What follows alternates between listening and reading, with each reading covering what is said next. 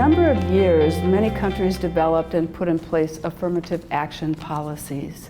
What are your thoughts about these policies and how do they differ from diversity and inclusion initiatives today?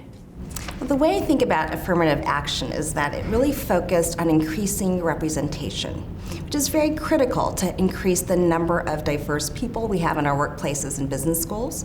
But what they didn't address is the culture. So once the diverse people entered the workplace, were they welcoming? Did they value the diversity of what they brought, or did they try to have those diverse people conform into the existing workplace structures? So today I think of inclusion as not only having diverse people come into our workplaces, but creating cultures where their unique talents can thrive and contribute to our future success. Some of the research you've done at the Clayman Institute points to a stalled gender revolution. What do you think are some of the reasons why progress has stalled, and what kinds of consequences are we experiencing because of that? Well, progress has stalled in the United States really in the past 10 years. Yeah. And one of the things we're looking at is what is the role of unconscious bias in acting as an invisible glue that keeps culture stuck, despite all of the great programs and initiatives that we've launched.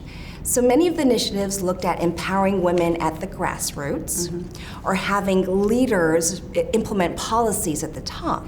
But often where change gets stuck is in the frozen middle, that a manager who might not be inclusive in his or her behaviors might be limiting the advancement of women that work for the manager.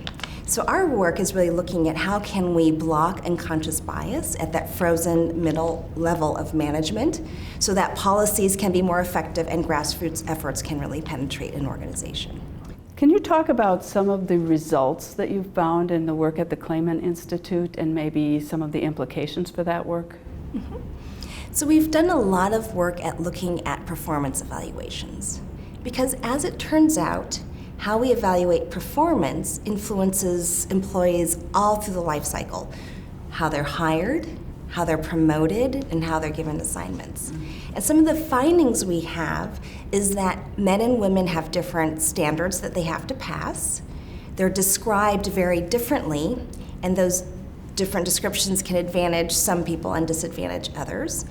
And the thing I think I find most promising is that well-intentioned managers are looking for specific tools. In Silicon Valley, they call it debugging the performance management system so that they can go and take the bias out of the system by these specific tools like the standards of performance or the kinds of language used to describe performance.